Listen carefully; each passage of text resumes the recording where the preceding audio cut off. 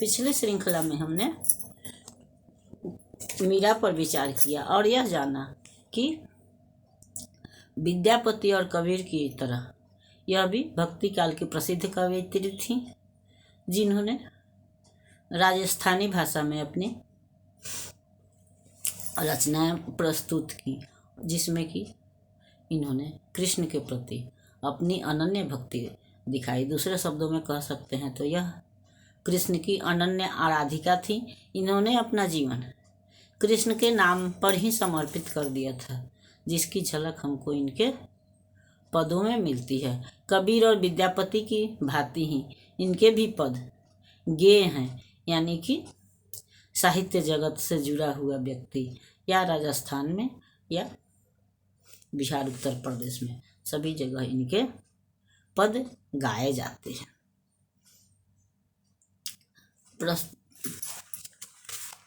जिसकी झलक हम इनकी रचनाओं में देखते हैं कि कृष्ण की भक्ति इनकी इतनी बढ़ी हुई है कि कृष्ण के अलावा इनको कोई और दिखाई भी नहीं पड़ता, और यह इस बात को स्वीकार करती हैं या इसकी घोषणा करती हैं कि आप अगर हमको छोड़ भी देंगे तो मैं आपको नहीं छोड़ूंगी। आप हमसे नहीं भी प्रेम करेंगे, हमारी तरफ नहीं भी ध्यान देंगे, तो भी मैं आपकी आराधना करती रहूँगी, आपसे प्रेम करती रहूँगी, क्योंकि इनकी स्पष्ट उक्ति थी, मेरे तो गिरधर गोपाल दूसरा न कोई। तो फिर अब आपके सिवाय मैं किसकी आराधना करूँगी, किससे प्रेम करूँगी, किसका भजन करूँगी। इसलिए यह आपका काम है कि आप हमको देखें नहीं देखें, हम पर ध्यान दें नहीं ध्यान दें, मेरे प्रेम को स्वीकार करें। यह सब आपकी भावना पर, आपकी इच्छा पर निर्भर करता है। लेकिन मैं तो इस जन्म में आपको नहीं छोड़ सकती हूँ। जैसे नदी और मछली, तालाब, पहाड़ और नदी, वृक्ष और पक्षी एक दूसरे से, जीव और आत्मा एक दूसरे से जुड़े हुए हैं, इसी तरह मैं भी आप एक से जुड़ी हुई हूँ। जिस तरह से इन सबों का जीवन एक दूसरे के बिना असंभव है, उसी तरह से मेरा भी जीवन आपके बिना असंभव है। मैं आपको छोड़ के किसी और का न तो स्मरण कर सकती हूँ, न आपको भूल सकती हूँ। प्रस्तुत पद इसका उदाहरण है। जो तुम तोड़ो पिया मैं नहीं तोड़ू रे, तो से प्रीत तोड़ू कृष्ण कौन संग जोड़ू रे। वह स्पष्ट उद्घोषणा करती हैं कि तुम अगर मुझसे प्रेम तोड़ भी देते हो तो मैं तुमसे अपना प्रेम नहीं तोड़ूंगी, मैं तुम्हारी आराधना नहीं छोड़ूंगी। क्योंकि अगर मैं तुमसे संबंध तोड़ देती हूँ, तुमसे तुम्हारी आराधना छोड़ देती हूँ, तो फिर मैं किसको भजूं, किसको याद करूं। तुम्हारे लिए तो मैंने सारे सांसारिक बंधनों को तोड़ दिया, सारे सामाजिक बंधनों को तोड़ दिया। इसलिए अब मैं तुमको नहीं छोड़ सकती, तुमसे अपना रिश्ता नहीं तोड़ सकती। तुमसे तोड़कर मैं किसके साथ जोड़ूंगी, यानी मैं किसी और के साथ, किसी अन्य के साथ अपना रिश्ता नहीं जोड़ सकती। और उदाहरण के लिए उन्होंने वृक्ष, नदी या तालाब का उदाहरण दिया है कि जिस तरह से तुम भय तरवर मैं भय पखिया, तुम भय सरवर मैं तेरी मछिया। उन्होंने कहा कि तुम मेरे लिए वृक्ष के समान हो, और एक वृक्ष पर जैसे हजारों पक्षी निवास करते हैं, या वृक्ष के बिना पक्षियों का कोई अस्तित्व नहीं है, वही स्थिति हमारी और तुम्हारी भी है। तुम्हारे बिना मेरा कोई अस्तित्व नहीं है, इसलिए मैं तुमको नहीं छोड़ सकती। तुम अगर तालाब हो तो मैं उस तालाब में रहने वाली मछली हूँ। मछली भी यह हर आदमी जानता है, सब कोई जानता है कि मछली पानी के बिना नहीं रह सकती। तो जिस तरह से मछली पानी के बिना नहीं रह सकती, उसी तरह मैं भी तुम्हारे बिना नहीं रह सकती, और इसलिए मैं तुमसे रिश्ता नहीं तोड़ सकती। तुमको हमारे प्रेम को स्वीकार करना ही होगा।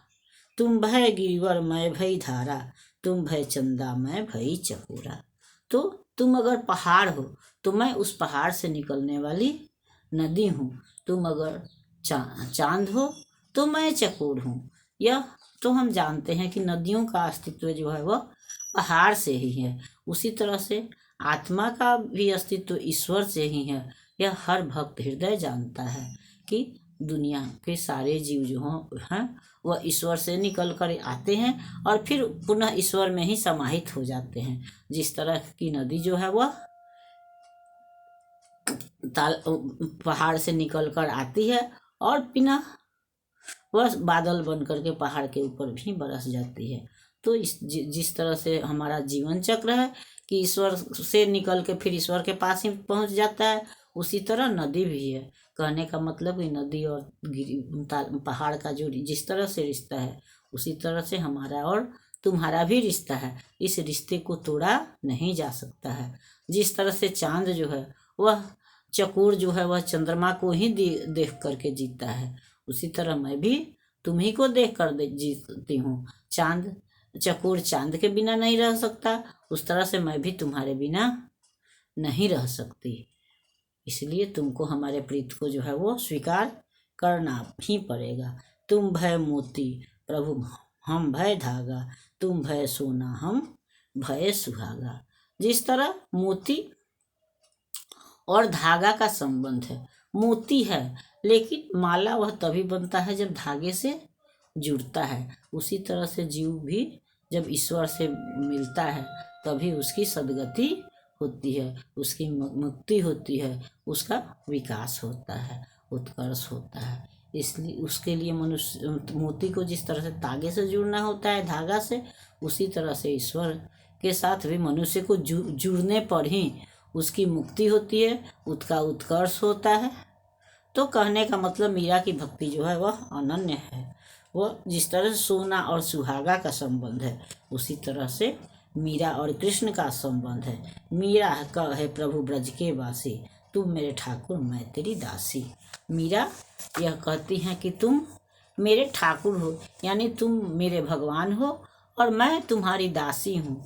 यानी मेरा काम तुम्हारी सेवा करना है, तुम्हारी आराधना करना है, उसको स्वीकार करना या नहीं करना यह तुम्हारा काम है। मेरा काम तो तुम्हारी सेवा करना है, सो मैं करती रहूँगी। अब तुम स्वीकार जब करो या नहीं करो यह आपकी इच्छा पर निर्भर है।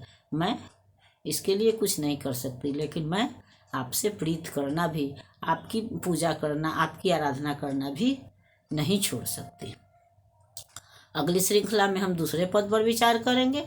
तब तक अगर यह पद आपको पसंद आता है तो इसको लाइक कीजिए, सब्सक्राइब कीजिए। पुनः